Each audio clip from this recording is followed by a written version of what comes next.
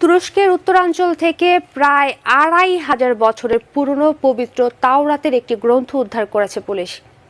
প্রাচীন এই পবিত্র গ্রন্থটি চোরাচালানের দায়ে এ পর্যন্ত ৫ জনকে আটক করা হয়েছে। বিস্তারিত মার্জিয়া মান্নানের রিপোর্টে। চোরাচালানিদের কাছ থেকে প্রায় ২৫০০ বছর আগের একটি প্রাচীন তাওরাত গ্রন্থ উদ্ধার করেছে তুরস্কের উত্তরাঞ্চলীয় শামসুন প্রদেশের পুলিশ।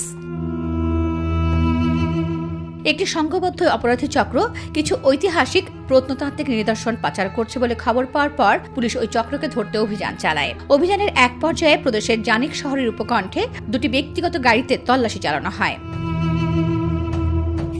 তখন একটি গাড়ির ট্রাঙ্ক থেকে একটি খালি কাপড়ের ব্যাগের ভেতর প্লাস্টিক ব্যাগে মোড়ানো প্রায় ২৫০০ বছর আগের ঐশী গ্রন্থ তাওরাতের একটি পাণ্ডুলিপি উদ্ধার করা হয়। সোনালী রঙের ১৯ পৃষ্ঠার গ্রন্থটি একটি চামড়ার বাক্সে সুরক্ষিতভাবে আটকানো ছিল। ঐতিহাসিক এই ঐশী গ্রন্থ চোরাচালানের দায়ে এ পর্যন্ত ৫ জনকে আটকের কথা জানিয়েছে তুরস্কের পুলিশ। নবী হযরত মুসা আলাইহিস সালামের উপর তাওরাত নাজিল হয়েছিল।